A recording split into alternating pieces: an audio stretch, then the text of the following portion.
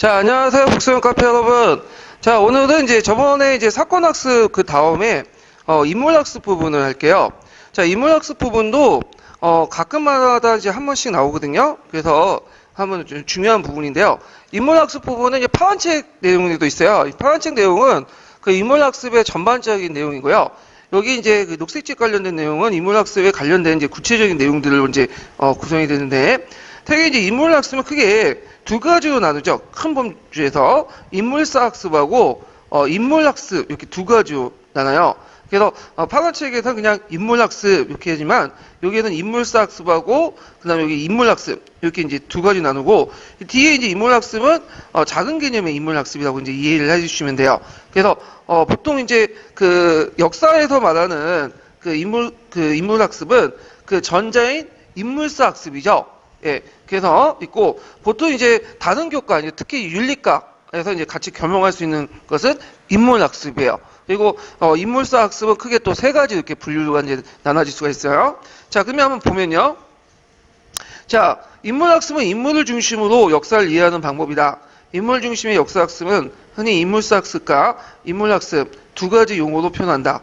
엄격히 살피자면 인물사 학습은 인물의 역사에 대한 학습이고 인물학습은 인물에 대한 학습이다. 그러니까 인물사 학습은 그 인물을 통해서 역사를 보는 학습이고요. 인물학습은 그냥 그 자체 인물만 이제 보는 학습이죠. 자, 용어의 정확한 의미는 다르지만 보통 우리가 이제 두 학습은 역사적 인물을 역사 탐구의 중심으로 둔다. 예. 자, 여기에서 이 두 가지를 통칭해서 인물 탐구 학습이라고 부른다. 그래서 이제 인물학습하고 그 다음에 인물사 학습을 이제 통칭해서 인물 탐구 학습 이렇게 했는데 첫 번째가 이제 뭐냐면 설명하는 게 인물학습 부분이죠. 자, 첫 번째 정의된 것은 인물학습이다. 자, 인물학습은 역사적 인물의 생애나 인간상, 의지, 고뇌, 업적, 생물련, 그 인물이 지닌 도덕적 윤리적 가치관이나 인생관 등 순수한 인간 탐구의 그 목적을 두고 있고 인물학습은 역사에 국한하지 않고 학문적 경계를 넘어서 통합적인 접근이 가능하다. 그래서 이 통합적 접근이라는 것은 다른 과목에도 같이 적용된다는 거죠. 그래서 대표적인 과목이 도덕, 윤리 이렇게 이제 있고 보통 우리가 이제 어릴 때 이겼던 자서전이라든지 정기문 이런 것들이 제 인물학습의 이제 대표적인 유형이죠. 자, 따라서 인물학습은 순수하게 그 역사 이해를 목적한다기보다는 인물을 통해서 윤리교육 및 인문교육적인 어떤 것으로 접근하기도 한다. 그래서 이제 주로 이제 예전에 그 정근대 시대 때 행해졌던 그 뭐 경사일체적 어떤 성격 이걸 같이 띄고 있다 이렇게 이제 보고 있죠. 자, 인물학습의 접근법에는 소재를 삼는 인물은 시대의 발전에 큰 공헌을 했거나 자, 시대의 전환기의 번역을 이끈 인물, 사상적 종교적 활동에 이바지한 인물, 문화 창조에 공헌한 인물, 지역 사회 발전에 공헌한 인물, 국민 생활 향상을 위해 노력한 인물, 또는 역사적 사명감과 강한 의지와 인내력으로 어려운 역경을 극복하고 역사 발전에 헌신한다는 평가된 인물이다. 자, 이러한 인물을 통해서 불굴의 의지, 노력, 용기, 사명감, 창조, 지혜 등 인류 발전에 어떤 역할을 해왔는지를 가르치면서 동시에 학생들에게 그러한 성품을 내재화시킨 것이다. 자, 이러한 인물학습은 자서전이나 정기를 통해 인물 이해에 가깝다. 인물에 매력되고 특히 인물의 성품에서부터 인물의 행동 방식, 습관, 외향적 특징까지 본받는 경향이 강한 청소년기의 인물학습은 교육, 윤리교육, 인문교육의 좋은 방향이다.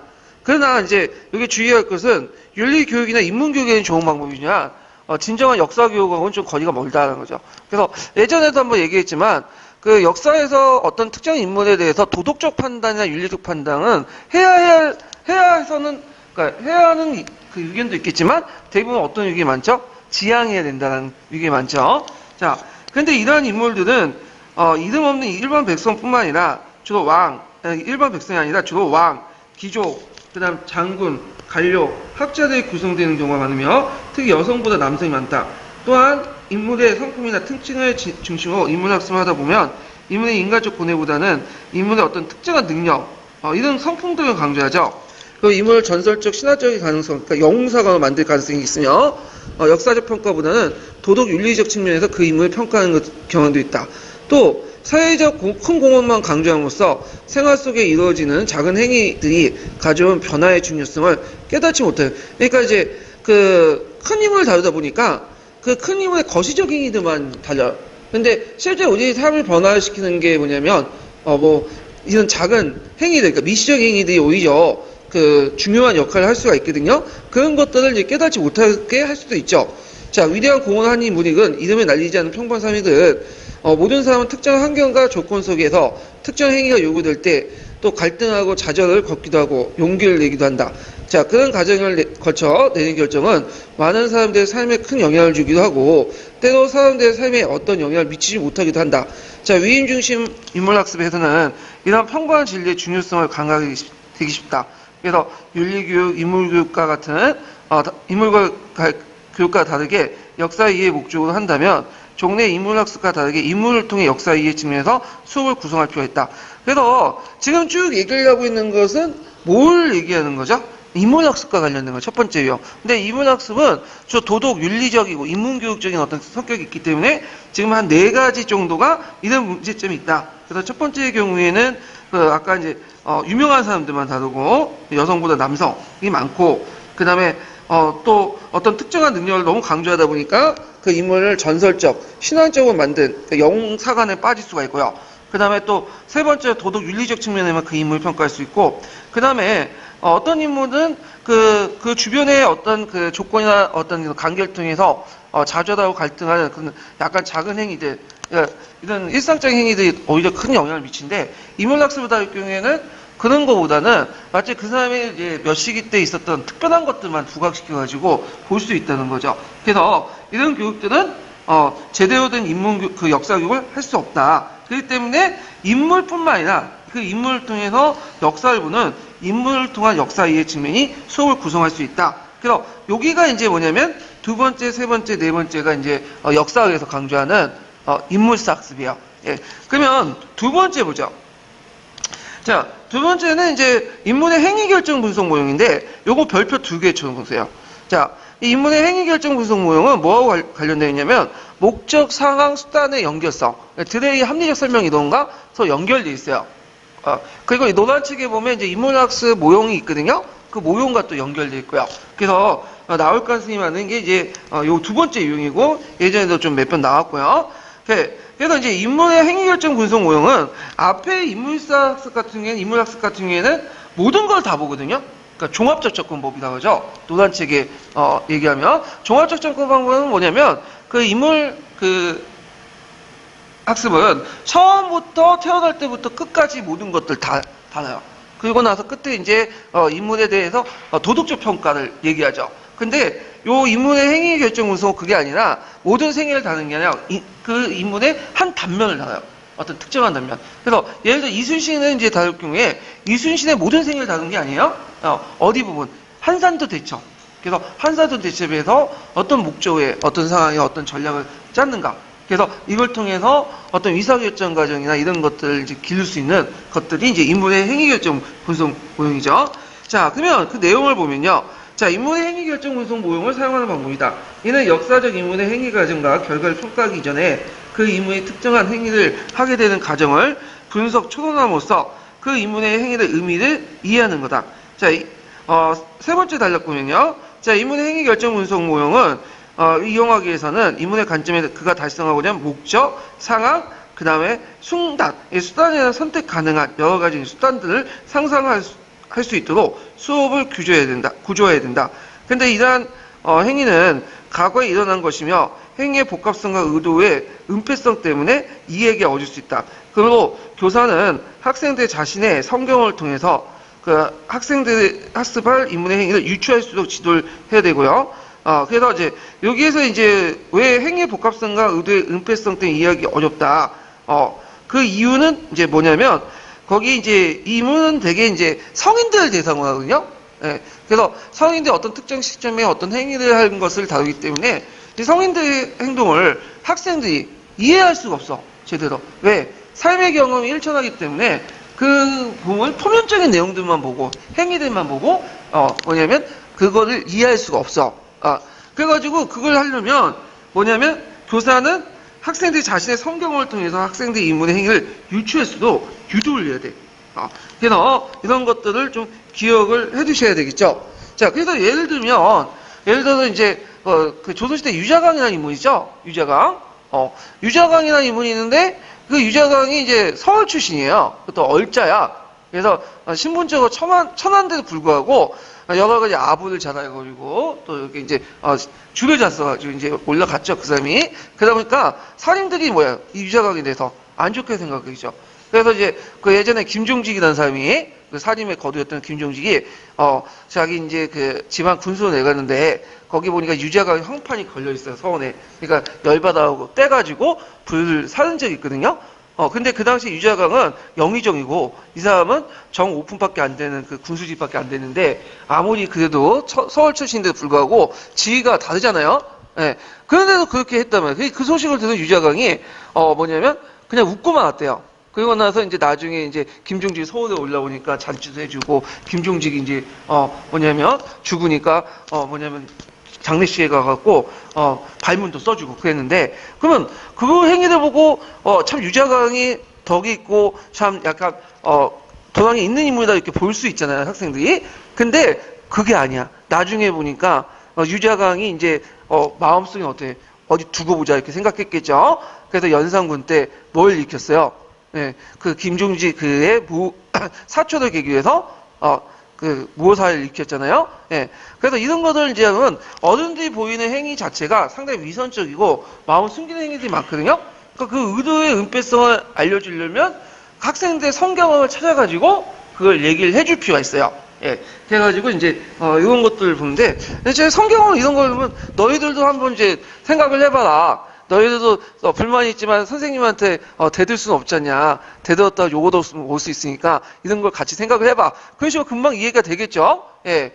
자, 하여튼 그 다음에 두 번째 보죠.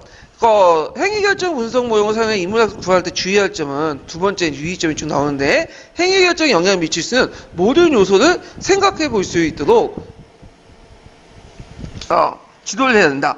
자, 이러한 요소에는 개인의 성향이나 의지, 행위자의 상황에 대한 인식, 행위 결정에 제한된 조건, 상황, 행위자의 의도 동기, 그다음에 행위 결정에 대한 예측을 포함할 수 있다. 자, 이러한 요소를 가능한 편향되지 않게 검토해야 된다. 자, 이거 좀 기억을 해두셔야 되겠죠. 자, 이거는 이제 파란치가 어떻게 되어 있냐면 어떤 인물을 이제 행위자를 볼 때는 그 인물의 의도와 동기와 함께 모두 본다고 했어요. 그 사람이 처해져 있는 사회적 조건이나 이런 구조도 같이 봐야 된다.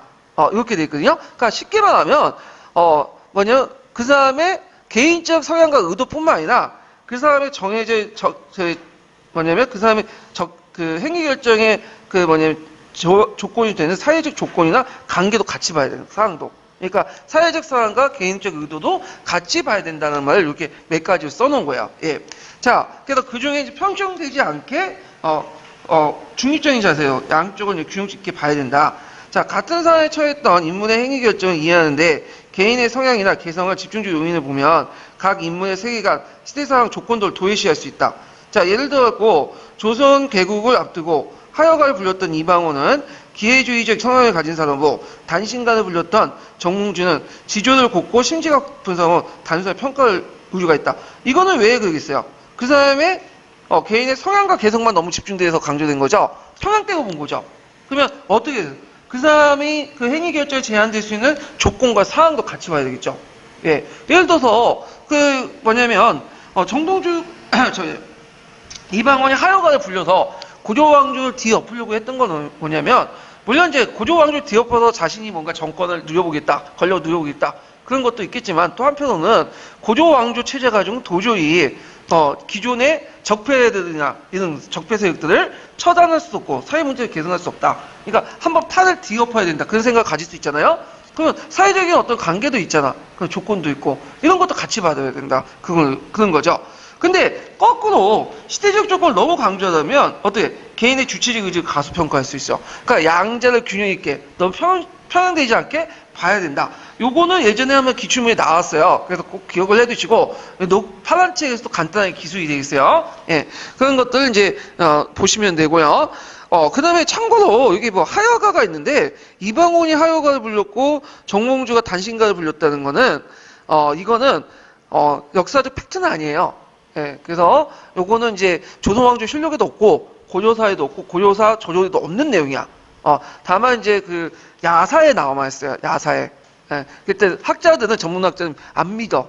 이거는 역사책에 안 실려 있고 어디에 있는 거죠? 문학책에 실려 있는 거지 역사책에 실려 있는 건 아니에요. 예. 그래서 하여가 단신가 자체가 이방원과 정몽주가 썼다는 것도 그렇고 썼다 해도 우리가 알고 있지 이방원과 정몽주가 만나갖고 하여가 단신가 울퍼대면서 이런 그 했다라는 그 우리가 생각할 내러티브 조체는 역사적 사실이 아니라는 거 좀 알아주시고요. 자, 그 다음에 두 번째 그 단락을 이제 넘어갈게요. 자, 이 두 번째 단락은 이제 뭐냐면 행위결정 분석 모형을 할 때 어떤 유용한 점이 있는가 이걸 이제 거죠. 이것 좀 암기해 주세요. 행위결정 분석 모형은 특정한 역사적 상황 속에서 인문의 행위를 하기 위한 고려할 점을 생각해보는 과정에서 시대 배경을 이해하고 그다음 행위의 의도, 전개 과정, 결과, 그러니까 배경, 의도, 전개 과정, 결과를 탐구하는 능력을 배양하며 자 역사 속의 인간의 행위 역할을 이해하는 데 유용한 방법이다. 그래서 인문의 행위의 옳고 그름을 가리기보다는 어떤 윤리적, 도덕적 방법을 지향해야 되죠. 여기서 그가 어떠한 상황에서 왜 그런 행위를 했는지를 추론하고 그것이 어떤 결과가 초래했는지 역사적 맥락 속에서 볼 때 어떤 의미가 있는지 평가하는 방법이다. 그래서 그 세 번째 단락 그는 유용한 점인데 행위 결정 분석 나오고 유용한 점 써라. 그러면 요걸 쓸 수 있어요. 예. 근데 제 생각에는 유용한 점은 좀 약간 안 나올 경우도 있어요. 왜냐면 그 드레이 합리적 설명 인원에 보면 네 가지가 또 있거든요. 요번에도 나왔지만 예, 이게 나올 가능성이 있어요. 왜냐면 이게 거의 유사해요. 그래서 요거는 제 생각에는 이제 그 행위 결정 분석 모형에서 그 하야할 때 유의점 부분만 좀 약간 나올 수 있을 것 같아요. 예. 자, 그 다음에 이제 세 번째 보죠. 세 번째는 이제 뭐냐면 인물의 일생, 전기 또는 자서전을 이용하는 방법인데 전기나 자서전을 통해 인물을 통해서 역사의 본질을 이해하는 거죠. 그래서 역사적 사건과 그 인물의 행위 간에 일종의 유사성을 찾아서 그래서 이제 역사의 어떤 본질 이런 것들을 깨달는 거죠. 그래서 인간의 행위라는 것도 일종의 뭐예요? 역사죠. 우리가 말하는 역사는 이제 거시적인 역사고요. 교과서에 말하는. 근데 이 거시적 역사 말고도 우리 하나하나가 또 뭐가 돼 있어요? 역사를 가지고 있잖아요. 작은 역사를. 근데 이 거시적인 역사, 큰 역사와 함께 작은 역사도 범위만 다를 뿐이지 실제 뭐예요? 구조는 비슷비슷해. 그러니까 우리가 인간을 살면서 삶을 살면서 기쁜 일도 있고 그날 슬픈 일도 있고 몰락할 때도 있고 뭐냐면 일어설 때도 있잖아요. 역사도 마찬가지야. 역사도 흥망성쇠가 있는 거야. 인간의 삶처럼. 그래서 인간의 역사를 많이 알수록 그런 시야가 넓어지면서 역사의 거시적 흐름도 어떻게 될까요? 이런 것도 쉽게 이해가 될 수 있겠죠. 그래서 이런 것들을 얘기하고 있죠. 자, 역사적 사건에는 전개 과정이 있듯이 한 인물의 성장 과정에 여러 경험과 고비가 있다. 자, 역사의 전환기가 있듯이 인물의 삶에도 전환기가 있죠. 그래서 중요한 순간에 인물의 의사결정이 있고 그런 결정 뒤에는 여러 가지 복잡한 상황과 이해관계와 함께 인물의 의지가 자리 잡고 있다. 이처럼 한 인물이 태어나서 죽을 때까지 과정을 통해 연대기적 사고를 기를 수 있고요. 인물의 삶을 통해서 역사의 변화와 개념과 원동력을 가르칠 수 있고 또한 인물을 관여한 사건들을 분석하고 해석하는 과정 역사 해석 방법을 가르칠 수 있고요. 자, 인물의 정기 이해와 역사 이해 방법은 다른 말로 하자면 한 인물을 통해서 역사의 본질, 역사 탐구 방법을 가르치는 것이다.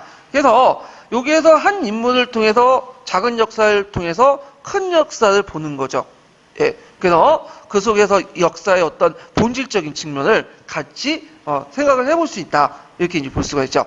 그래서 이런 것들은 이제 같이 보시면 되고, 이거 설명할 때 제가 항상 얘기한 게 이순신과 관련된 얘기인데, 이순신은 예전에 이제 문과에서 몇 번 떨어졌냐면 3번 떨어졌어요. 이 사람은 원래 대과에서 보려고 계속 떨어졌다가 안 돼갖고 이제 문과로 방향을 돌렸는데, 문과도 한 번 떨어졌죠. 예. 그리고 나서 두 번째 재수만에 합격을 한 거야. 그때 만약에 이순신이 문과에서 떨어지고 문과에서 한 번 떨어질 때 좌절해가지고 나 시험 못해 시험 때려쳐 그냥 내 인생을 즐기며 살 거야 하면서 나갔다면 우리 인생 이 사람 인생도 달라졌겠지만 모두 달라졌어요. 우리나라 역사도 달라질 수 있겠죠. 그래서 하는 제 생각에 몇 번 말했지만 인생에는 항상 성공만 있는 게 아니라 실패도 있고 오히려 실패를 통해서 다른 길을 선택함으로써 또 그게 본인뿐만 아니라 뭐냐면 그 사회 전체에 큰 이익이 될 수 있는 방향이 있어요. 그래서 뭐 특정 강사 얘기하기 좀 그렇지만 지금 EBS 강사분 중에 유명한 여자 강사분이 있는데 그 여자 강사 예전에 한번 인고도 공부했죠. 부산 카페 회원이기도 한데 그러다가 이게 보니까 이게 뭐야 너무 티오가 적은 거야. 서울도 안 나오니까 때려쳐가지고 지금 뭐냐면 사립학교 좀 있다가 지금 EBS 강사에서 유명 강사 지금 있잖아요. 만약에 그분이 시험을 열심히 해갖고 한 3수 4수 만에 합격을 했어. 그러면 그 사람 인생이 좀 달라질 수 있겠죠. 물론 유명 강사가 되고 뭐 그냥 학교 선생이 된다고 해서 그 유명 강사가 된 게 더 잘했다는 말이 아니라 그 뭔가 어떻게 자기가 어떤 그 고난에 부닥칠 때 어떤 선택에 따라서 내 인생이 꼭 나쁜 방향으로만 한 게 아니라 좋은 방향으로 흘러갈 수도 있다. 이런 것들을 이제 항상 염두에 두고 공부를 해주시는 게 좋을 것 같아요. 자, 하여튼 네 번째 이제 볼게요. 네 번째라는 것은 그 인물을 통해 당시 사람들의 정신세계 또 시대 문화를 이해하는 방법이죠.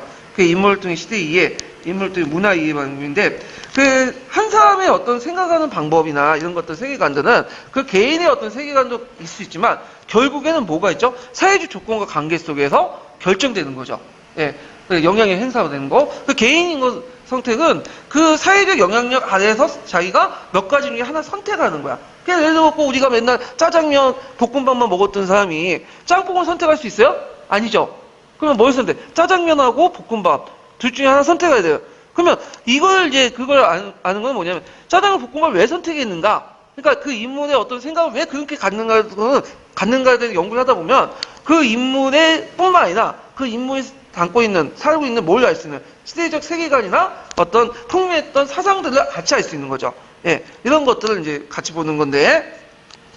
자, 넷째 이제 보면 인물을 통해 당시 사람들의 정신세계 또는 그 시대의 문화를 이해하는 방법이다. 자, 인물을 통한 시대 이해, 인물을 통한 문화 이해 방법을 할 수 있다. 자, 이러한 학습을 위해서 당시 인물이 우리와 다른 시대의 다른 가치관과 생활 방식 그리고 사고 방식을 가지고 살아갔던 이해한다. 그러니까 이제 이런 네 번째 할 때 일단 전제 조건이 있죠. 보편성보다는 뭘 강조해야 돼? 특수성. 그 인물의 살았던 시대적 사회 특수성을 이해해야 되죠. 그리고 그 인물에 처해져 있던 사람과 누린 권리, 짊어질 의무, 그 인물의 사고 행위에 제약했던 제도적, 간섭적 조건, 그리고 자연환경적, 사회적, 환경적 조건을 구체적으로 조사를 해야 된다. 이것도 두 번째 이제 전제 조건이죠. 물론 현재 우리가 과거 사람처럼 생각하기 어렵다. 따라서 인물을 통해 과거 사람들의 정신세계를 이해한다는 것은 그 인물을 둘러싸고 있던 조건들에 대한 조사를 기초로 그 인물이 남겨온 여러 증거를 통해서 할 수 있는데 이런 것들은 이제 감정이입에서 뭐와 관련돼 있어요? 일상적 감정이입이 아니라 맥락적 감정이죠. 어떤 자료를 바탕으로 하는 거, 인지적인 어떤 성격을 바탕으로 한 맥락적 감정이입니다. 자, 예를 들어서 그 인물이 생각했던 거, 고민했던 거, 느낀 것들을 기초하여 당시 비슷한 조건에 있었던 사람들의 정신세계를 이해하는 것을 의미한다. 나아가서 그 사람들의 어떤 사고와 행위에 대해 지수를 부여했던 또는 그 사람들의 사고와 행위를 제약했던 문화에 대해서 생각해본도 의미한다. 자, 그래서 이 증거를 통해 이러이러한 것들을 계속 의미한다. 이해한다. 이런 것들 좀 같이 기억을 해두시면 될 것 같죠? 자, 그래서 인문학습 부분을 이렇게 정리를 해봤고요. 그러면 관련된 그 형성평가 부분을 이제 풀어가면서 내용을 한번 또 정리를 해보기도 하죠. 자, 그 몇 페이지 펴보시냐면요. 130페이지 펴보세요.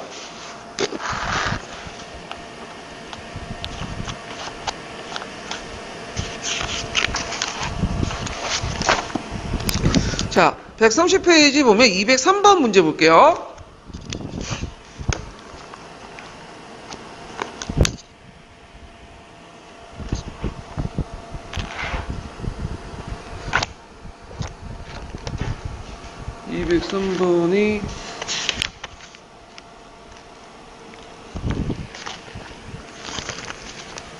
자, 다음 가와 나에 돌이킬 수 있는 말을 들어갈 수 있는 말을 각각 써보고 이 학습 접근 방법에서 소재로 삼는 인문의 유형을 4가지로 제시해 보시오.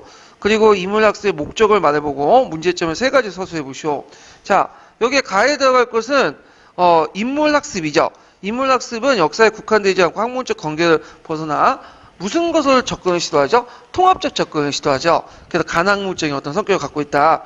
그래서 인문학습은 순수하게 역사 이해를 목적으로 한다고는 인문을 통해 윤리교육이나 인문교육 측면을 접근하기도 한다. 이렇게 이제 보시면 되겠고요.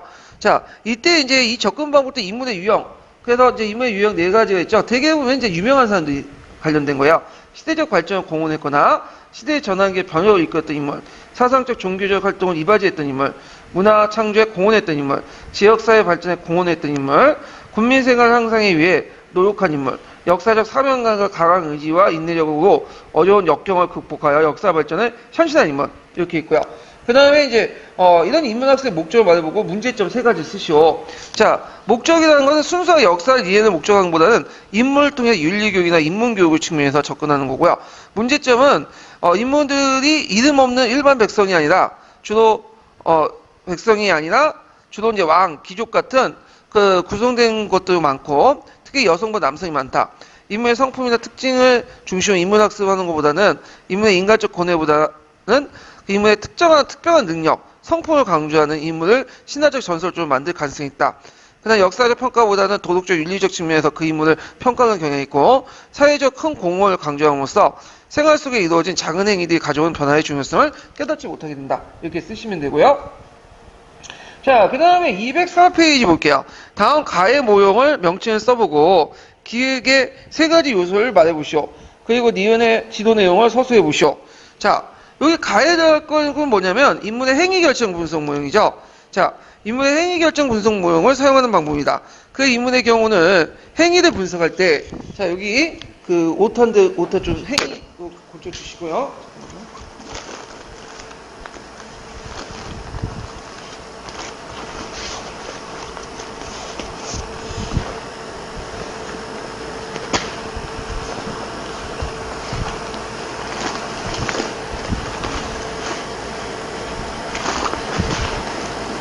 여기 있다.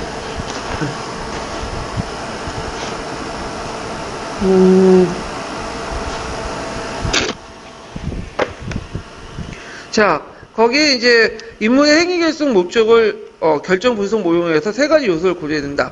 세 가지 행위의 복합성과 의도의 은폐성에 대해서 이해하기 어려울 수 있다. 자, 그래서 이제 204번에는 이제 행위 결정 분석 모형이고 세 가지 요소는 인물의 관점에서 그가 달성했던 목적, 그가 처했던 상황, 그 다음에 그가 생각한 여러 가지 수단을 말하고요. 자, 지도 내용 같은 경우에는 학생들의 행위 복합성과 의도의 은폐성을 이해하기 어렵죠? 그러면 교사들은 학생들이 자신의 성경을 통해서 학습할 인물의 행위를 유추할 수 있도록 지도해야 된다. 요거 꼭 외워두세요. 자, 그 다음에 이제 뒤에 넘어가서요. 205번을 볼게요. 자, 다음은 기획을 고려할 사항 네 가지 요소를 써보고 니은의 문제점을 말해보시오. 그 행위 결정 분석 모형의 유용한 점을 두 가지 쓰시오. 자, 그 다음에 행위 결정 분석 모형을 사용하여 인물학습을 구현할 때 주의할 점은 행위 결정에 영향을 미칠 수 있는 모든 요소를 생각해 볼 수 있다. 자, 이때 네 가지 요소가 뭘까요? 크게 보고서 이제 그 개인적인 측면이 있고 그 행위자 처해진 사회적 측면이 있는데 개인의 성향이나 의지, 행위자의 상황에 대한 인식, 행위 결정을 제한할 수 있는 조건과 상황, 행위자의 의도, 동기, 행위 결과에 대한 예측이나 포함될 수 있는 어떤 인물의 세계관, 시대 상황, 조건 등을 같이 고려해야 된다.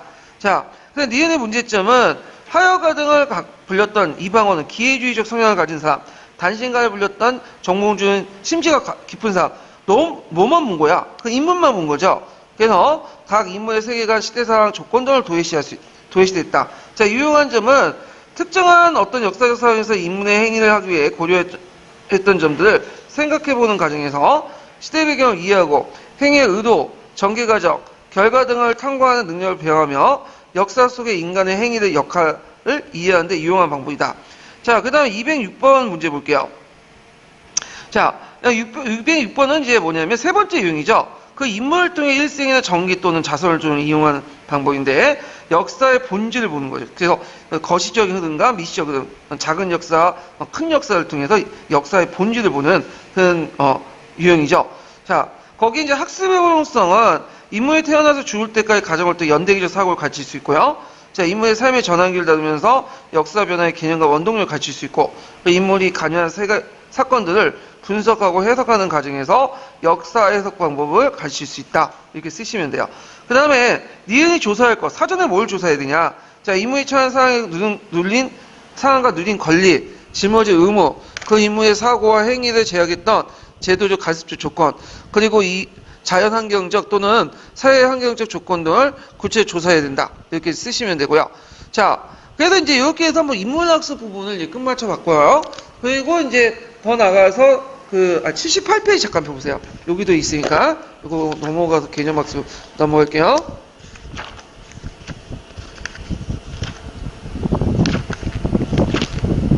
78페이지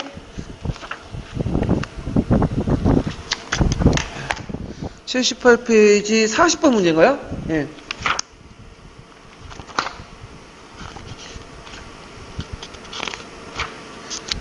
자, 이게 극화 수업이네요. 잠깐만요. 예. 어디 부분이야? 여기 부분이 제가 잘못만 했어요. 제 79페이지 43번 문제 볼게요. 43번.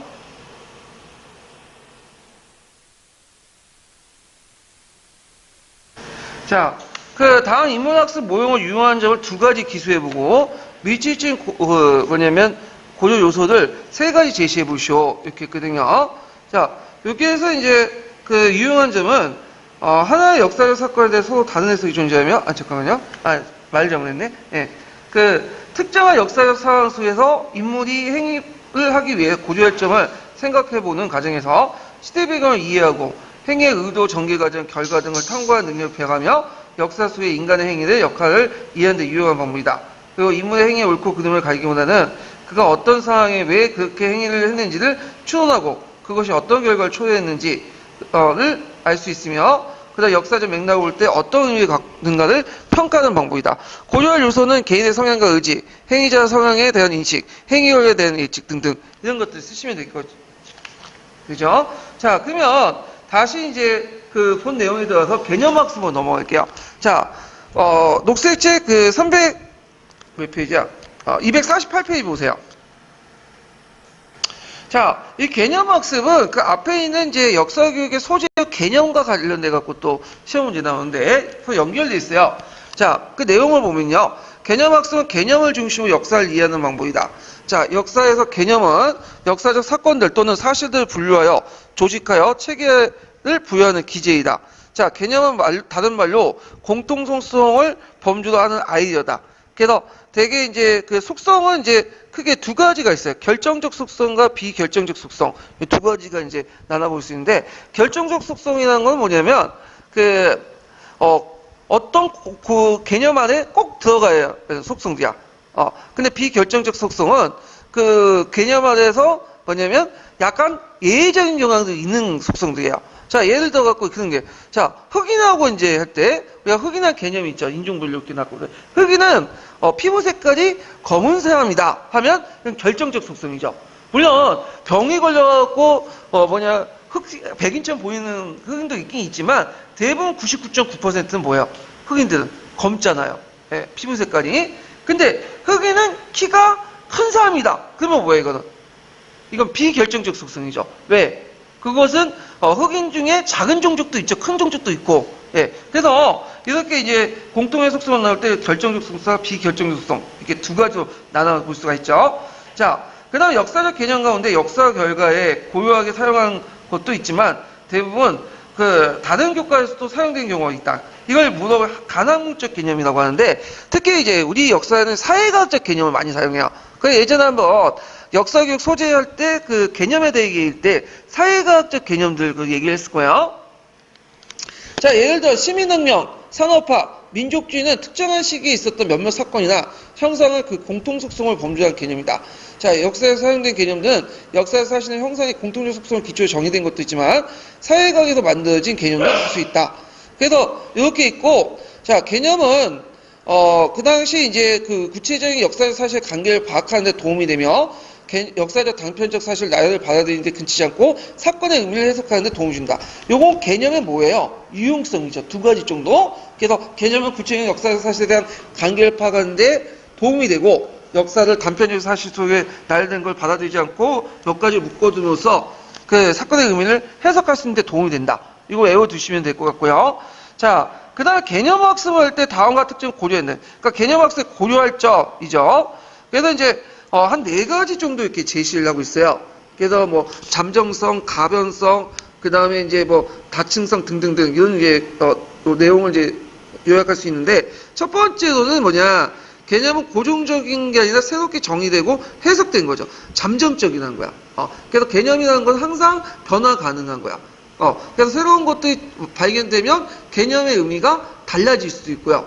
그 다음에 또 사례가 또 달라지면 뭐예요? 개념의 의미가 달라질 수 있죠.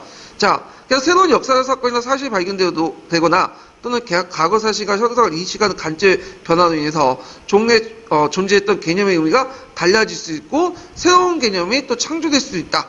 이렇게 해서 개념은 항상 변화 가능하다. 고정적인 게 아니라 두 번째로는 같은 개념에서 사용한 사람 또 정의한 사람 따라 독특한 그 개념의 증거, 개념 형성에 따라 달리 해석되기도 하죠. 심지어는 역사가들사의 그 개념의 의미, 그 다음에 속성에 대한 의견도 합치되는 경우가 못하는 경우가 있다. 자, 예를 들어갖고 이런 게 있죠.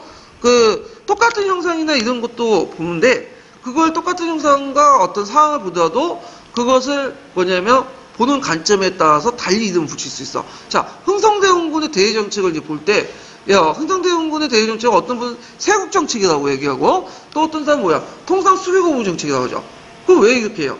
마땅히 개국을 해야 되는데 흥성대원군이 개국을 못하고 개항을 안 했다고 생각하는 부정적으로 본 사람은 뭐가 되는 거야?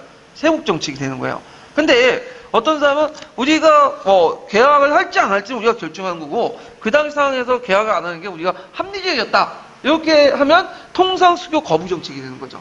예, 이렇게 이제 볼 수가 있고요. 그래서 똑같은 개념이라도 그 속성이나 의미에 따라서 의견이 합치되지 않는 거. 대표적인 고려 말 때 이제 등장했던 신진사대부들에 대한 어떤 것들. 어떤 분은 신진사대부들은 반원적이다. 어떤 반원적인 것도 있지만 친원적인 사람도 있다. 그래서 그걸 좀 구분하기 위해서 신은 유신하는 개념도 더 만들어야 된다. 뭐 이런 식의 논의가 있죠. 자, 그 다음에 이제 세 번째는 같은 개념이라도 시대, 시기, 상황에 따라 그 의미와 속성이 조금씩 달라지게 정의될 수 있는데, 자, 예를 들어 고려시대 백정의 의미. 자, 고려시대 백정은 어떤 의미예요? 어떤 특정한 역을 짊어지지 않는 사람들 백정이라고 하죠.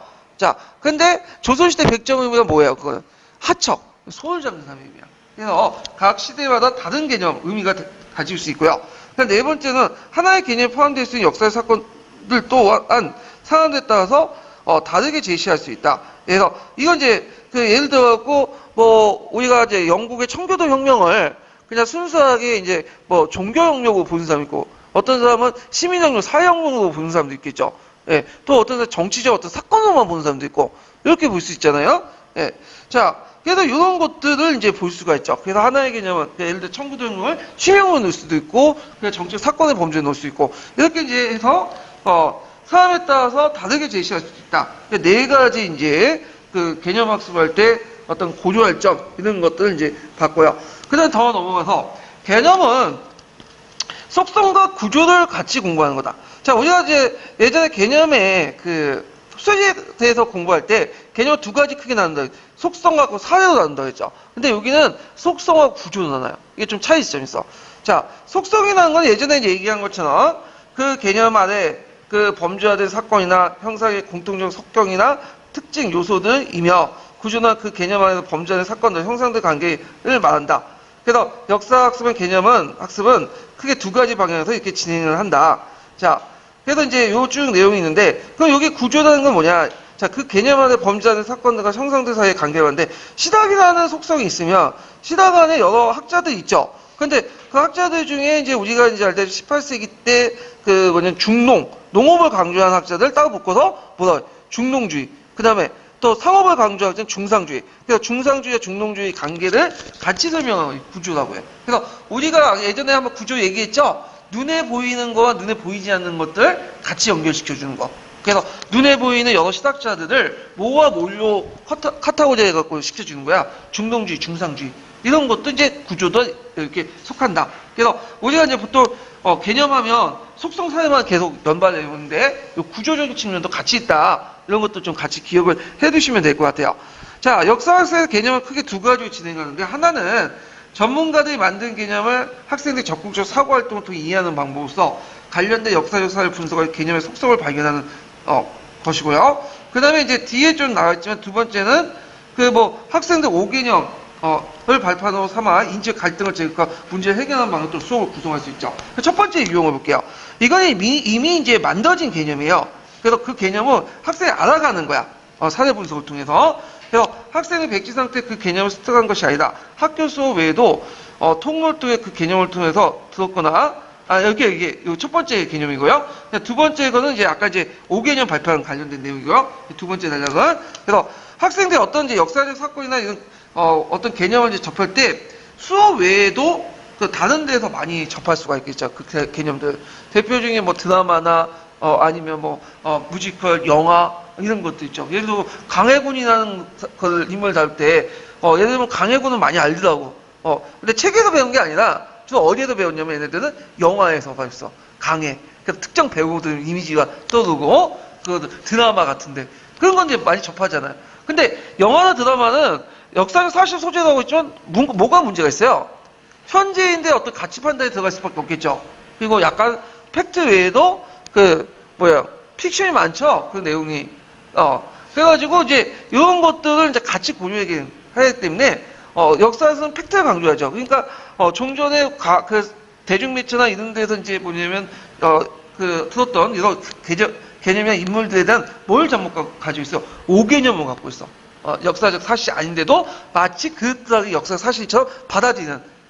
그래서 이런 5개념을 발표하는 삼아서 인재 갈등을 제거하고 문제를 해결하는 방향으로 수업을 구성할 수도 있다. 이게 이제 두 번째 방향 있죠. 그래서 5개념 드러내기다 해가지고 갈등 단계, 문제 해결 단계를 거치는 수업이 가능하다. 자, 이렇게 있는데, 그게 이제 5개념 개념은 그 4단계에 있어요. 4단계. 자, 보면 첫 번째 단계 직관의 단계, 그 다음에 갈등의 단계, 그 다음에 이제 세번 해결 단계, 적용 단계. 이렇게 이제 4가지 유형이 있는데, 직관의 단계 보죠. 먼저, 그 5개념의 드러내기, 개념을 보고 그걸 알 수 있는 지시가 작용하여 그것을 전혀 모르게 축축을 통해 개념의 속성과 사례를 제시하여 유도한다. 그래서 자료를 관련된 제시. 자, 이런 것들 5개념 개념이 있고, 갈등 단계. 그래서, 속성을 확인하고, 과제 수행하고, 역사 사건과 사례들, 사례들을 사건의 전개 과정, 사건에 관련된 사안들, 사건의 원인과 결과, 사건을 가져오는 거시적 관점의 영향을 비교를 통해서 개념의 상징을 속성을 확인하고 관계를 확인하고요. 그 다음에 직관 단계를 통해서 이제 해결 단계죠. 그래서 가설 수준 확인을 통해서 그 과제 수행을 통해서 확인된 개념과 속성이나 사례 간의 관계를 과제 수행 이전에 제시했던 개념이나 속성이나 사례를 비교하고 둘 사이의 차이점에 대해서 토론하고 거쳐서 개념을 확실히 이해하고요. 그 다음에 마지막으로 개념에 관련된 또 사례를 적용하는 과정. 그래서 학습은 개념을 새로운 사례에 적용하는 과정에서 기존의 속성을 확인하거나 속성을 수정 또는 새로운 사례를 통해서 확인한 속성사의 관계의 새로운 해석을 통해 개념의 수정 및 해석이 증가하게 한다. 자, 그러면 예를 한번 더 볼게요. 자, 첫 번째로는 이제 5개념 드러내기 보면 이런 게 있죠. 자, 신진사대부라는 예를 들면 신진사대부는 반원적이다. 그러니까 이걸 이제 애들이 뭐냐면 초등학교, 중학교 뭐 단계에서 배워왔다 그래요. 일종의 5개념이죠. 반원적인 것도 아니라 그 친원적인 신진사대부도 있죠. 그 친원적인 신진사대부에 관련된 사례를 제시를 하는 거야. 예. 그러면 이제 애들이 어떻게 돼요? 갈등하겠죠. 이거 왜일까? 그래서 이제 나름대로 그 갈등하고 과제가 주어져. 그럼 신진사대부의 성향이 어떠냐? 그래서 신진사대부가 친원적이 있고 그다음 반원적인 성향이 있다는 가설을 이제 세우는 거죠. 그래서 가설을 이제 관련된 자료를 찾아가지고 그 뭐냐면 자기의 가설에 대한 속성과 확인을 이제 강의를 하고 해결 단계 이게 자신의 어떤 모순점 인지 갈등 해결하는 거야. 자, 예를 들어 충무강 이전과 이후를 나눠요. 충무강 이전은 친원적이지만 충무강 이후부터는 친원적이 아니라 반원적이다. 그리고 충무강 이후에 그 뭐냐면 신진사대부들은 종전의 신진사대부와 달리 신유학을 습득했고 중소지휘층이 많다 등등. 그래서 이제 이렇게 이제 개념을 이제 확실히 이해하고 그 개념을 이해한 걸 그냥 갖두면 안 되겠죠. 우리가 이제 돈을 냈으면 뭘 해야 돼? 점수를 깨달았으면 이걸 계속 닦아야 될 거 아니야. 그래서 새로운 사례를 찾아서 역사적 사례에 자기가 생각하고 있는 그 지금 확인된 가설들 충무학 이전 이후부터 성격 분류 과정에서 딱딱 적용을 해보면 아 그렇구나 하면 깨닫는 거죠. 네, 요 4단계로 이렇게 나눠볼 수 있다. 이게 좀 기억을 해두시면 될 것 같아요. 자, 그래서 이러한 방법은 학생들의 인지적 갈등을 자극하고 호기심을 유발하는 전략을 사용하는 것이며 적극적인 사고 과정을 유도하는 방안이다. 그래서 교사 중심의 문답식, 토론식 수업을 진행할 수도 있으며 교사가 질문을 가미해서 개념을 설명할 수 있다. 또한 소음 오등분을 구성하여 학생 중에 탐구식, 토론식 수업 형태로 진행될 수 있다.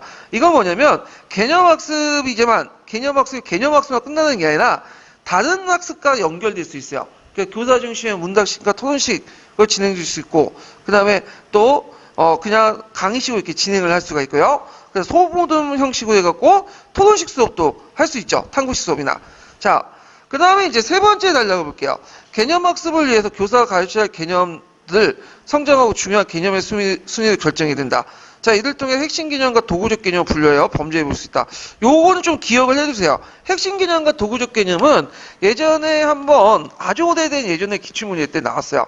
물론 이제 녹색 책에서 나온 건 아니고요. 그 예전에 파란 책이 있어. 원본 파란 책. 우리가 지금 보는 파란 책이 아니라 그때 이제 여기 나왔던 걸 문제 낸 것 같은데 하여튼 한번 문제 나왔기 때문에 또 나올 가능성이 있겠죠. 예, 개념 정도는 파악을 해두셔야 되겠죠. 자, 그럼 핵심 개념은 뭐냐? 핵심 개념은 학생들이 역사 이해를 위해서 반드시 학습해야 할 개념. 즉, 이건 발견법을 이용해서 학습해야 할 개념을 포함합니다. 발견법이라는 건 뭐냐면 미리 제시된 개념이 아니라고요. 학생들이 사회를 통해서 그것을 깨닫는 방법이야. 탐구학습과 연결되죠. 지식이 가정과 연결되고. 자, 핵심 개념에 대한 학습은 개념 자체에 대한 이해가 역사 이해에 직결될 수 있다. 자, 이 경우 개념의 이해와 형성을 통해 역사 이해하고 탐구한 능력을 기르는 방향으로 범죄할 수 있다. 자, 예를 들어서 역사 이해의 필수적인 신의혁명, 그 다음 민주주의, 그 다음에 문명, 제국주의, 사대부, 호족, 신사 등의 개념도 포함될 수 있다. 자, 도구적 개념은 역사 이해의 수단이 되는 개념이고 그 자체가 역사적 이해와 직결되지 않지만 그 개념에 대한 이해 없이는 역사 사건의 형상에 대한 이해가 어렵다. 도구적 개념 학습을 위해서는 학생한테 발급법을 사용할 수도 있고요. 역사적 사건을 다루는 과정에서 교사가 설명할 수도 있죠. 예를 들어서 권력이나 신분이나 계급이죠. 권력과 신분이나 계급 같은 경우는 엄밀히 말하면 역사적 개념이 아니죠. 그렇지만 요걸 제대로 이해를 해야지만 역사적 사실을 좀 효율적으로 구조화시켜서 이해할 수 있어. 되게 권력, 신분, 계급 같은 경우에는 다른 시대에 다른 학문에도 같이 사용했던 개념들이 많아요. 예, 이런 개념들은. 그래서 개념을 통해 역사 이해란 핵심 개념을 중심으로 역사를 이해를 도달할 수 있는 수업을 구성하는 방안이다. 핵심 개념이나 도구적 개념의 틀 속에 수업 전략을 제시하는 것이다. 따라서 이러한 범죄를 사용하는 경우는 교사의 제작이며 교사는 따라서 각 범주에 포괄된 개념을 다르게 할 수 있다. 자, 앞서 개념의 성격을 볼 듯이 개념 자체가 잠정적이고 가변적이고 다층적이죠. 그럼 여기에다 앞에다 이제 개념의 성격에서 잠정적은 아까 뭐와 연결되죠? 개념의 특징을 고조사고를 할 때 개념은 고정적인 것이 아니라 새롭게 정의되고 해석되는 거. 이게 잠정적이죠. 그 다음에 가변성은 같은 개념이라도 그 사람에 따라서 또는 정의하는 사람에 따라 달라질 수 있고요. 그 다음에 이제 그 밑에 세 번째도 가변성에 속할 수 있겠죠. 시대, 시기, 사회에 따라서 그 의미의 속성이 달라질 수 있고, 그 다층성이라는 것은 역사적 사건을 또한 사람들에 따라서 다르게 제시할 수 있다. 하나의 개념 포함되어 있는 역사 사건들 또한 사람들 다르게 다층성. 이렇게 이제 볼 수가 있죠. 속성 자체들요. 자, 그래서 이제 있고요. 그래서 이제 따라서 개념은 한 번의 설명으로 학습할 수 있는 게 아니며 새로운 사례들을 제시하여 개념을 적용하고 수정할 수 있는 기회를 제공할 필요가 있다. 이렇게 이제 보시면 되겠죠. 자, 그 다음에 이제 뒤에 넘어가서 형성평가와 관련된 문제를 이제 풀어볼게요. 자, 131페이지 펴보세요.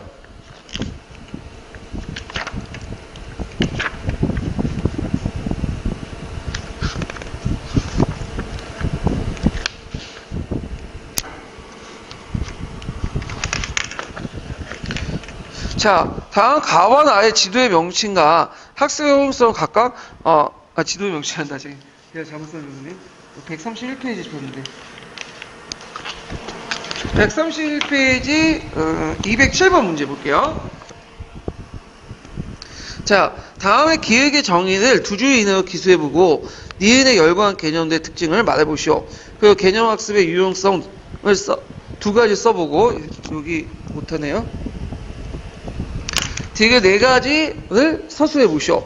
자, 개념의 정의라는 것은 역사적 사건들 또한 또는 사실들 분류하고 개념을 조직하여 체계하는 기제를 말하고요. 요게 이제 그 위에 밑에 열거한 거죠. 시민혁명, 산업화, 민주주의의 공통점이 뭘까요? 개념의 어떤 특징들. 역사국가에서 교육학의 잠깐만요. 아이고 이거 오타인데 오타를 좀 수정을 해야 될 것 같아요.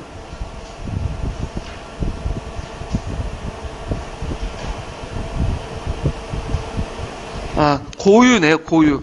예. 교유가 아니라 고유요. 예. 역사 교과에서 고유하게 사용한 것도 있지만 대부분 다른 교과에서 사용된 개념도 많다. 이렇게 쓰시면 돼요. 자, 그 다음에 디귿을 보면 그 학습의 호용성이죠. 자, 거기에 이제 그 개념 학습의 디귿은 그 뒤니까 개념 학습의 유용성 쓰면 자, 개념은 구체적 역사 사실들의 관계들을 파악하는 데 도움이 되며 역사를 단편적 사실을 나열하는 데 받아들이는 게 그치지 않고 사건의 의미를 해석하는 데 도움이 된다. 자, 개념의 특징은 개념은 고정적인 것이 아니라 새롭게 정의되게 해석되는 거고 같은 개념이라도 사용하는 사람 또는 정의하는 사람들의 독특한 그 개념과 증거, 개념 형성에 따라 달리 해석될 수 있다. 같은 개념이라도 시기나 시대, 사회에 따라 그 의미와 속성을 조금씩 달리 적용될 수 있고요. 하나의 개념을 포함될 수 있는 역사 사건 또한 상황에 따라서 다르게 제시될 수 있다. 이렇게 쓰시면 되겠죠. 그 다음 뒤에 넘어가서 자, 208번 문제 볼게요. 다음 가와 나의 명칭을 각각 써보고 그다음 기획의 두 가지 내용을 말해보시오. 그리고 니은의 수업 방법의 구성을 두 줄 이내로 쓰시오. 가란 여기 속성이죠. 속성이란 그 개념 안에 범죄하는 사건이나 형사의 공통된 성격, 특징 요소들이며 나라는 건 구조죠. 구조는 그 개념 안에 범죄화된 사건들, 형상들과 관계를 말한다. 역사에서 개념 학습은 두 가지 방향으로 진행된다. 두 가지 방향이라는 것은 이제 뭘까요? 하나가 이제 전문가가 만든 개념들 학생이 적극적 사고 활동을 이해하는 방법이고, 그 다음에 또 이제 있고 학생들의 5개념을 발표로 해서 인지적 갈등을 자극하고 문제를 해결하는 방향. 두 가지 방향으로 할 수가 있죠. 그 다음에 이제 있고 니은의 수업 방법의 구성을 두 줄에 쓰시오. 5개념 드러내기. 5개념 드러내기 구성과 보면 개념을 보고 그것에 대해서 알고 있는 지식을 활용하여 또는 전혀 모를 경우에는 추측을 통해서 개념의 속성과 사례를 제시하여 유도할 수 있다. 이렇게 쓰시면 돼요. 그 다음에 이제 여기 209번은 이제 개념학습 중에 5개념 드러내기 관련된 내용인데, 자, 가와 다의 명칭을 각각 써보고 기획과 디귿의 교수 학습 활동을 각각 서술해 보시오. 이 학습 방법의 유용성을 세 가지 제시해 보시오. 자, 첫 번째 그 학습 과제를 제시하죠. 그 다음에 가는 들어갈 게 뭘까요? 직관의 단계죠. 그 다음에 자료 제시를 하고 갈등 단계 있고, 그 다음에 이제 나에 들어갈 해결 단계, 그 다음에 다에 들어갈 적용 단계 이렇게 볼 수가 있고요. 그 다음 5개년 들어가기 기억 들어갈 곳은 개념을 보고 그에 대해서 알고 있는 지식을 활용해서 또는 전혀 모를 경우 추측을 통해서 개념의 속성과 사례를 제시하여 유도할 수 있고요.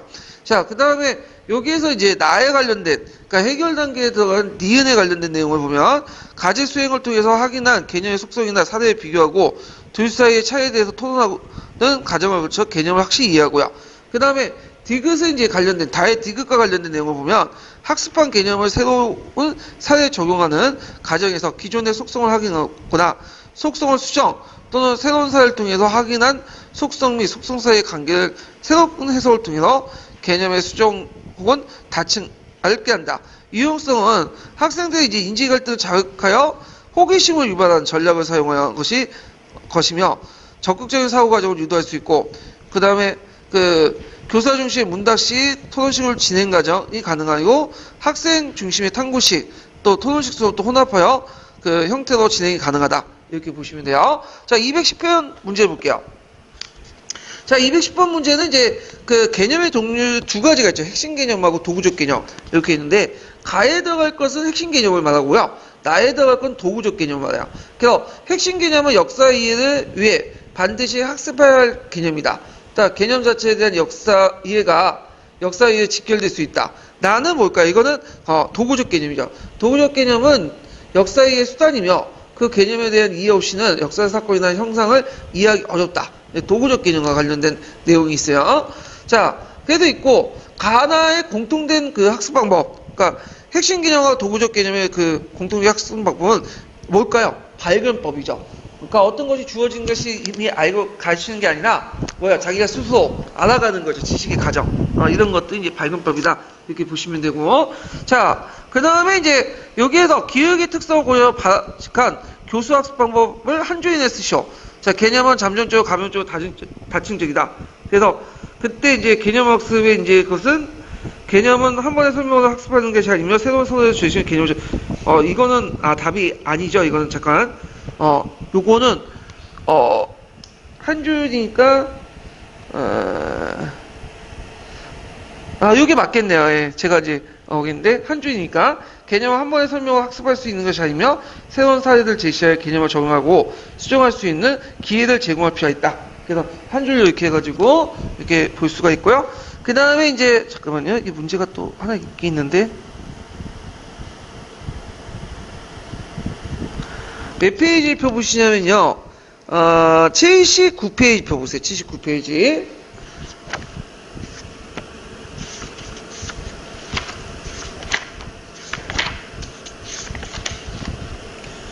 자, 79페이지 몇 번을 보시냐면요. 44번 보세요. 44번.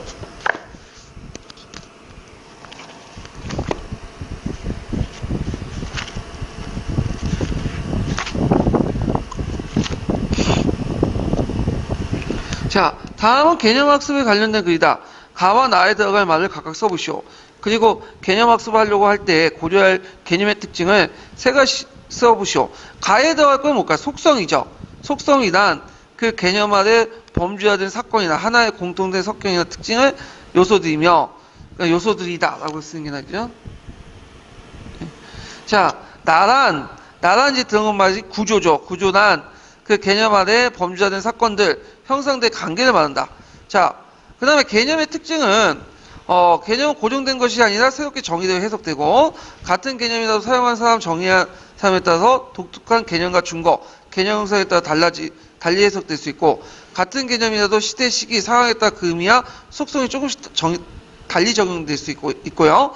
그 다음에 하나의 개념에 포함될 수 있는 역사 사건들 또한 사람에 따라 다르게 제시될 수 있다. 이렇게 이제 쓰시면 돼요. 자, 그 다음 45분의 가와 나의 역사의 개념을 역사 이해 측면에서 각각 써보시오. 그래서 핵심 개념은 이제 학생들 역사 이해를 위해 반드시 학습할 개념, 특히 발견법을 이용해서 학습해야 할 개념을 포함한다. 자, 이해에 대해서 학습은 개념 자체에 대한 이해가 역사 이해에 직결될 수 있고요. 나는 그 역사 이해의 수단이 되는 개념으로 그 자체가 역사 이해에 직결되지 않지만 그 개념에 대해 이해 없이는 역사적 사건을 형성하기 이해하기 어렵다. 이렇게 이제 답을 구성하시면 되겠죠. 자, 그래갖고 이렇게 개념학습 부분을 이제 살펴봤고요. 그 다음 이제 볼 게 뭐냐면 주제학습 부분이죠. 주제학습. 자, 주제학습을 볼게요. 자, 주제학습도 어디에 있냐면 파란 책에도 있어요. 파란 책에도. 그래서 파란 책 내용도 같이 이제 보시면 되고요. 최근에 또 주제학습 부분과 관련돼 갖고 시험 문제 좀 많이 나오죠. 네. 그래서 이것도 이제 좀 보시면 될 것 같아요. 자, 주제학습의 이제 그 첫 번째 단락은 주제학습의 정의가 나오죠. 주제학습은 하나의 역사적 사건이나 개념보다도 더 큰 범주의 역사 과제를 해결하기 위해 역사를 이해하는 것이다. 주제학습은 서로 연관되어 있는 여러 가지 사건들을 하나의 주제로 묶어서 학습함으로써 한 시기의 역사 국면의 한 시기의 역사적 과제 또는 시간의 흐름 속에서 인간의 생활의 한 국면의 변화를 심층으로 탐구하는 거다.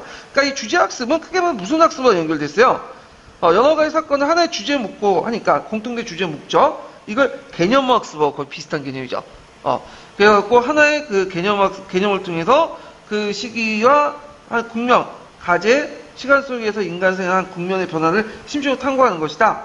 이렇게 이제 보시면 되겠죠. 자, 그래서 이제 이렇게 정의 부분이 나왔고요. 뒤에 넘어가서 자, 먼저 주제학습할 때 뭘 먼저 해야 되냐? 일단 주제를 선정할 필요가 있겠죠. 주제학습이니까. 그래서 주제를 학습해서 먼저 주제를 선정할 필요가 있다. 주제학습은 하나의 주제 아래 여러 역사의 사건, 상황, 인물, 형상들을 관련시켜 이해한다. 따라서 가능한 몇 가지 서로 밀접하게 관련있는 사건인데 형상, 인물을 심층적으로 탐구할 수 있는 주제를 선정하기 좋겠다. 그래서 예를 들어갖고 대체로 주제로 하면 교과 단원명을 많이 사용하거든요.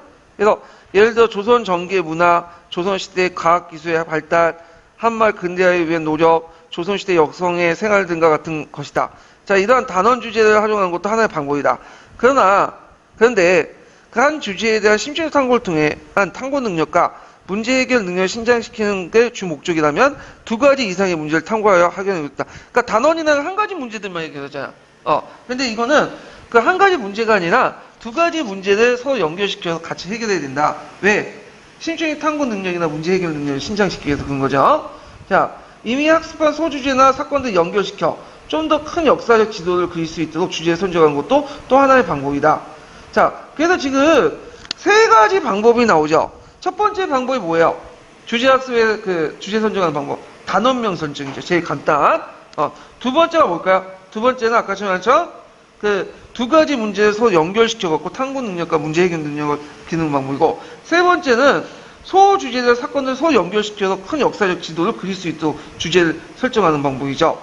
자, 그래서 예를 쭉 나오고 있죠. 자, 예를 들면 조선의 가족제도의 변화와 양반 여성 생활에 대한 주제를 제시할 수 있다.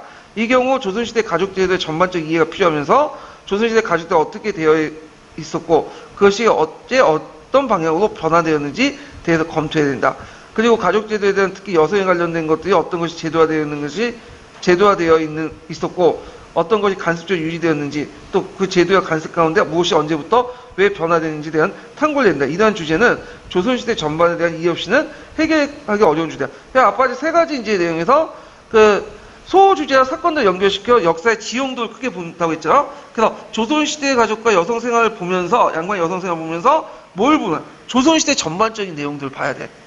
서로 연결되는 큰 그림이 나오죠. 자, 예를 들어 조선시대 때 여성들은 가부가 재가를 할 수 있었어요, 없었어요? 재가를 할 수 있었어요. 재가를 할 수 있었는 게 이게 법제적으로 이게 뭐 막는 건 아니야. 근데 왜 재가를 잘 안 하냐? 재가녀의 자신들은 어떻게 해요? 차별받죠. 과거 시험으로. 그래서 그것 때문에 이제 양반 여성들은 뭐냐면 잘 안 했다고. 근데 평민의 여성들은 뭐 재가를 하나 상가를 하나 상관없죠. 근데 이제 이것이 달라진 게 뭐냐면 조선 후기 때부터 달라져. 조선 후기 때 이제 성리학적 가치관이 심화되면서 이제 양반뿐만 아니라 평민들의 부인까지도 여자들까지도 재가를 못하게 해요. 사회 간섭적으로 이제는. 그렇기 때문에 이제 어떤 현상들이 일어나냐면 보쌈 아시죠? 보쌈이나 아니면 이제 아침에 마을 입구에 가갖고 남자들이 한 명 오면 처음 만난 남자하고 그 처음 만난 남자는 그걸 이제 그 여자를 데리고 가서 이제 사는 거야. 습처라고 하죠. 그런 간행들이 18세기부터 형성이 되는 거야. 그러면 어느 게 법제적이고 어느 게 간행적인 거야? 우리가 일단 법제적으로는 재가녀의 자식들은 과거 시험을 못 본다. 이게 법제적이죠. 근데 이걸 통해 또 간행이 나타나죠. 어떤 간행들이 나타나요? 보쌈이라든지 습처라든지 그런 간행들이 나타났잖아요. 그러면 그걸 제대로 알려면 이런 것들 간행적이든 사회 간섭적인 내용들을 알려면 뭘 알아야 돼요? 조선사회는 그만큼 남녀를 차별화시키는 성리학적인 어떤 윤리관이 강조됐다. 그런 흐름들을 알아야지만 이 큰 그림을 알아야지만 서로 연결시켜 줄 수가 있는 거 아니에요. 이런 것들은 이제 같이 연결시켜서 보면 되고요. 자, 그러면 주제 탐구의 범위가 작은 예를 들어보자. 그래서 조선 세종 때에 시간 제작에 당긴 통치 이념과 그 다음에 이제 이념과 조선 세종 때 훈민정음 창제에 당긴 이념라는 그 주제를 제시할 수 있다. 자, 이 주제를 탐구하기 위해서는 우선 세종 때 제작된 시계나 훈민정음에 대한 논의가 조사가 필요하며 시계나 훈민정음의 제작 과정이 이루어진 논의를 찾아볼 수 있다. 또한 조선의 통치 이념을 전반적으로 조사한다든지 아니면 이미 학습한 조선의 통치 이념을 실마리로 시계 제작 또는 훈민정음 제작에 볼 수 있는 통치 이념을 추론하여 가설을 세우고 자료를 조사해 탐구할 수 있다. 자, 요번에 이제 유형은 또 뭐가 관련된 유형이에요? 주제 탐구와 이제 관련돼 갖고 이제 범위가 작은 예를 드는 거죠. 그래서 이걸 할 때 어떤 이제 사전 작업이 필요한가 그 예를 이제 쭉 얘기하고 있고요. 자, 그래서 이제 주제 탐구할 때 이제 뭐 관련된 조사 이런 것들 이제 하고 쭉 있고, 세 번째는 뭐냐면 자, 비교 대상이 이제 주제야. 그래서 세계사에서 메소포타미아에서 항아 등 고대 도시 문명에 만들어진 문자와 사람들의 생활 이렇게 할 때 이 주제의 경우 이 각 지역에 남아있는 기록을 통해 문자가 왜 만들어졌고 그 문자가 누가 사용됐고 그 문자를 통해서 어떤 의사를 표현했고 그런 의사표현을 통해서 이해할 수 있는 사람들이 생활이나 생각이 무엇인가 조사해 볼 수 있고, 자, 이러한 과정을 통해서 개별적인 학습 내용을 비교 종합하는 사고 과정을 통해 문제를 해결을 유도한다. 그래서 세 번째 이제 그는 아까 이제 메소포타미아 그 항하고 고대문을 비교 학습을 할 수 있는 건데, 요건 좀 기억을 해두세요. 왜냐면 예전에 그 비교 학습 유형 문제 나올 때 요 유형을 좀 먼저 표로 만들어 갖고 나왔거든요. 예. 그래서 이런 것들도 이제 볼 수가 있겠죠. 그러면 이제 정리해서 얘기하면요. 그러면 주제 선정을 할 때 어떤 것이 필요하냐? 첫 번째는 뭐가 필요하죠? 단원명을 설정하는 거. 제 일반적인 교과서를 사용하는. 그 다음에 두 번째는 뭐냐면 두 번째는 두 가지 이상의 문제를 하기 위해서 서로 연결시켜 주는 거죠. 그래서 두 가지 이상의 문제를 탐구하는 방법. 두 번째 유형이고. 그다음 세 번째 유형은 그 소주의 사건을 연결시켜 큰 진영의 어떤 지형도를 그릴 수 있는 그런 것들 얘기할 수 있고요. 그래서 이제 있고, 그다음 네 번째로는 좀 작은 것들 연결해 갖고 이제 하는 것도 있고, 그다음에 다섯 번째로는 뒤에 넘어가서 마지막으로는 그 당시 그 각국의 어떤 상황들, 문명의 상황들이나 이렇게 비교해 볼 수 있는 주제들, 이런 것도 이제 있죠. 자, 그다음에 이제 그 254페이지 주제학습 관련돼 갖고 이제 세 번째 단락부터 볼게요. 자, 주제 탐구학습은 학생 주대 탐구학습을 구성하기 위해서 탐구하는 방법 우선 안내 표현. 여기에서 이제 뭐냐면 주제학습하고 탐구학습하고 결합된 거야. 주제학습, 탐구학습. 그래서 보통 주제학습하고 뭐가 결합된 탐구학습은 많이 결합돼요. 대개 탐구학습은 만능해요. 그냥 무조건 다 결합됐다 보면 돼. 탐구학습, 사료학습 결합될 수 있고, 총괄학습 결합될 수 있고, 뭐 요것도 주제학습도 결합될 수 있고. 그래서 이제 탐구 방법에 대한 안내는 교사가 제시할 수 있지만 학생과의 토론을 통해서 탐구 과정을 계획할 수 있다. 자, 우선 교사와 학생의 탐구할 주제를 설정하고 절차가 쭉 나오죠. 그리고 탐구할 주제와 과제와 관련해 조사해야 할 세부의 사건과 사항, 형상, 공면된 잠정적 결정을 한 후에 잘 조사한다. 그 다음에 조사한 자료를 기초로 세부적 사건들, 국면과 주제들의 관련성을 확인하고 종합할 과제를 해결하고, 그 다음에 토론이나 보고서 같은 것들을 작성한다. 그래서 일단 첫 번째는 교사 학생 탐구 주제 결정하고, 그 다음에 그 주제와 관련된 것들 결정하는 방법이 두 가지 또 작은 단계들이 나오죠. 탐구와 주제와 관련된 주제와 과제와 관련해서 조사 세부적 사건과 사항, 형상, 국면에 잠정적 결론을 내린 다음에 그 다음에 자료를 조사하죠. 그 다음에 또 관련 조사한 자료를 기초로 해갖고 그 종합할 과제를 해결하고요. 그 다음에 마지막으로 토론이나 보고서를 작성하고. 자, 요거 절차 과정들 좀 기억을 해두세요. 자, 그런데 단순히 주제에서 제시된 과제에 대한 일반적인 해설 차원에서 과제를 해결하는데 하면 때로 여러 가지 참고 문헌을 보고 그 문헌이나 문단이나 문장을 오리고 베끼는 수준에서 정리하는 그칠 수 있다. 자, 이 대표적인 게 이제 수행평가에서 이런 과제들이 많이 주어지죠. 그러니까 어떤 주제가 주어지고 이 주제에 대해서 조사해갖고 자기 생각을 의견을 써놔. 근데 얘들이 되게 조사한 거 보면 자기 의견은 한두 줄밖에 안 돼. 그래서 한두 줄 딱 써놓고 되게 보면 뭐냐 뺏겨온 거야. 금방 티가 나요. 어떤 얘는 그냥 스캔해갖고 갖다 내는 애도 있어. 어떤 애는 좀 성의 있게 이제 스캔이나 자기가 얻어쳐갖고 낸 애가 있고. 근데 그 차이뿐이지, 똑같아. 그냥 그대로 뺏겨가지고 그냥 뭐냐면 거기 의견 한두 마디 쓴 거. 전혀 의미가 없죠. 그래서 요즘에는 수행평가에서 이렇게 이제 주제를 정해가지고 여기 뭐 논술 해가지고 자주 찾아라? 그런 과제형은 이제 안 내도록 돼 있거든요? 예. 오리고 베끼거든. 그러니까, 이런 것들은 안 된다는 거죠. 이런 것들은 심층적인 과제탕과 문제 해결 전혀 거리가 멀다.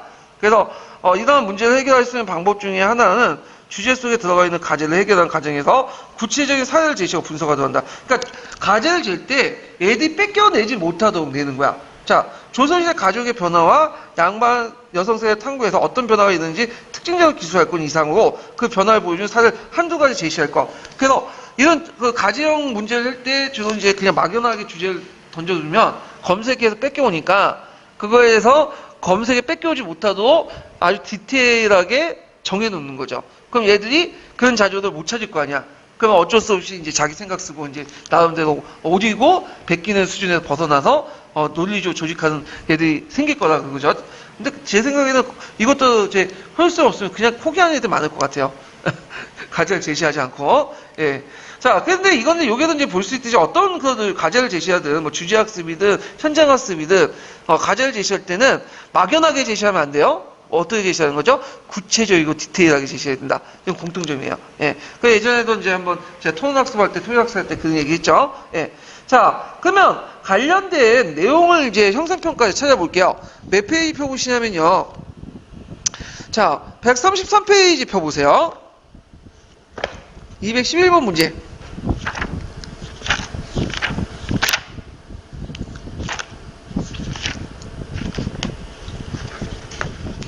자, 다음 가해 교수학습 방법의 명칭을 말해보고 가해를 하기 위해서 먼저 해야 할 것이 무엇인지 말해보시오. 그리고 밑줄친 내용을 고려해서 주제의 선정 기준을 말해보시오. 가는 서로 연관성 있는 여러 가지 사건을 하나의 주제에 묶어 학습함으로써 한 시기의 역사적 국면, 한 시기의 역사적 과제 또는 사건의 흐름 속에서 인간의 생애나 한 국면의 변화를 심층적으로 탐구하는 방법이다. 자, 여기 211에 있는 가는 뭘까요? 여기는 가는 주제학습이죠. 그럼 주제학습 먼저 해야 할 것은 뭘까요? 먼저 할 것은 주제 선정을 필요하죠. 이때 이제 주제 선정 기준은 가능한 몇 가지 서로 밀접한 관련된 사건 형상, 인물들의 심층 탐구할 수 있는 주제를 선정하는 것이 좋다. 요거와 관련된 밑줄친 관련된 내용을 관련된 거 보면요. 자, 212페이지 보면 212번 문제 보면요. 다음 가해 주제 설정의 목적과 방법을 각각 말해보고 밑줄친 어떤 내용을 이해하는지 세 가지를 제시해 보시오. 그리고 나의 주제 설정의 특징을 써보시오. 자, 조선시대 가족제도의 변화와 양반 여성의 생활에 대한 주제를 제시할 수 있다. 이 경우에 우선 조선시대 가족제도에 대한 전반적 이해가 필요하다. 자, 가해 목적은 뭘까요? 이거는 자, 한 주제의 심층 탐구를 통해 탐구 능력과 문제 해결 능력을 신장시키는 게 있고요. 그 다음에 이제 방법은 두 가지 이상의 문제를 탐구하여 해결하여 그 주제를 이해할 수 있도록 그 주제를 선정하여 제시하는 게 좋고 이미 학습한 소주제나 사건을 연결시켜야 된다. 자, 여기에서 이제 조선시대 가족제도에 대한 전반적 이해가 필요하다. 자, 이때 조선시대 가족제도가 어떻게 되었고 어떤 방향으로 변화되어 있는지 검토해야 되고 이 가족제도에 대한 여성에 관련된 어떤 것이 제도화되어 있고 어떤 것이 간섭적으로 유지되는가 그 제도와 간섭 가운데 무엇이 언제부터 왜 변화됐는가 탐구를 해야 된다. 자, 그 다음에 이제 나는 조선전기의 문화, 조선시대 과학기술의 발달, 한말 근대의 노력, 조선시대 여성의 생활 등 같은 것이다. 자, 요 나의 이제 주제 설정 특징은 몇 가지 서로 밀접되게 관련있는 사건이나 현상, 인물들이 심층 탐구할 수 있는 주제를 선정한다. 그래서 몇 가지 이제 두 가지 이상을 이제 짝지어 준 거죠. 예. 이런 것들과 이제 같이 이제 보시면 되고요. 자, 그 다음에 이제 213번 문제 볼게요. 자, 다음 가해 주제를 가지고 주제 학습할 때 학생들의 학습 활동의 내용을 두 가지 써보고 나 주제를 통해서 학습의 유용성을 말해보시오. 자, 가는 이제 이거는 제가 얘기한 건 네 번째 유형과 관련된 거죠. 주제의 탐구 범위가 작은 예를 이제 든 거야. 조선시대에서 시계 제작 통치이념, 조선시대 숙민정음 체제 창제에 담긴 통치이념. 학습 활동 내용은 이제 보면 세종 때 제작된 시계나 훈민정에 대한 조사가 필요하고 시계나 훈민정 제작 과정이 이루어진 통치 이념을 전반적으로 조사하고 이미 학습이 조선의 통치 이념의 실마리로 시계 제작이나 또는 훈민정업 제작에 볼 수 있는 통치 이념의 추론을 가설 세우고 자료를 조사해 탐구할 수 있다. 근데 왜 세종시대에서 이렇게 시계나 이런 것들을 강조할까요? 천문관측을. 그건 뭐냐면 왕이나 황제의 역할이 뭐예요? 하늘 명을 받아서 하늘 관찰해서 그 백성들에게 뭘 알려주는 거야? 절기나 시간을 알려주는 게 그거야. 그거 왕의 역할이고요. 그 다음에 하늘의 변화나 이런 걸 통해 자신의 통치에 어떤 교훈을 얻게 한 거죠. 정당성을 또 얻고. 그래서 이제 이런 것들 되게 강조했던 거야. 그리고 농경상에서도 상당히 필요해. 계절이나 절기라는 거는. 왜? 언제 씨 뿌리고 언제 파종할지 이걸 뭘 통해서 알 수 있는 거야? 하늘을 통해서 알 수 있는 거죠. 그래서 이걸 통해서 절기라는 거고요. 자, 그래서 이것 때문에 그 당시 세종시대 때는 이런 추억이나 그 다음에 이제 시계 이런 것들을 많이 만들었다. 천문관측 같은 것들을. 자, 그 다음에 이제 거기에 그 214번 문제를 이제 볼게요. 214번 문제 주제학습을 탐구학습과 결합돼가지고 이제 하는 건데, 자, 주제학습 방법 과정이다. 기획의 방법을 두 가지 써보고, 그다음 니은과 디귿에 들어갈 학습활동 내용을 각각 써보시오. 그리고 이 과정에서 주제를 제시하는 바람직한 방향을 서술해보고 그 이유를 말해보시오. 자, 여기에서 탐구하는 방법 두 가지가 있죠. 여기에 뭘까요? 탐구 방법에 대한 안내를 교사가 제시하고요. 그 다음에 교사와 그 다음에 학생과의 토론을 통해 탐구 전체를 기획하고, 그 다음에 그 과정에서 이제 탐구 주제를 결정한다면 관련된 것은 뭘까요? 자료를 조사하죠. 그래서 조사한 자료를 기초로 사건과 관련된 주제와 관련성을 확인하고 종합하고 해결하면 마지막 이제 단계에서 뭐가 되냐면 토론을 하죠. 토론을 하고 보고서를 작성한다. 그러면 여기에서 이 과정의 주제를 제시하는 가장 바람직한 방향이 뭐냐? 자, 그 바람직한 방향은 이제 일반적인 해설 차원이나 과제를 해결하도록 하면 잠깐만요. 요거는 바람직한 방향이 아니라 뭐냐면 문제점이네. 문제점을 고쳐주세요. 이거 문제가 좀 잘못됐어요. 주제를 제시한 문제점은 이 과정의 주제를 제시할 때 유의할 점을 고쳐요. 제시할 때 유의할 점. 그게 맞아요. 그래서 유의할 점은 이 과정의 주제를 제시할 때 유의할 점을 서술하시오. 이렇게 서술해보고 이렇게 유의할 점을 좀 고쳐주시고요. 자, 그래서 유의할 점은 이제 일반적인 해설 차원이나 과제를 해결할 때 하면 참고문을 보고 문단이나 문장을 오리고 뺏기는 수준의 정리한 수준에 그칠 수 있다. 그래서 이걸 해결하는 방안을 말해보시오. 그 해결 방안을 말해보시오. 그래서 이제 고쳐주시면 이 과정에서 주제를 제시할 때 유의할 점을 서술해보고 그것을 해결하는 방안을 제시해보시오. 이렇게 해야지 이제 말이 맞아요. 그래서 해결 방안은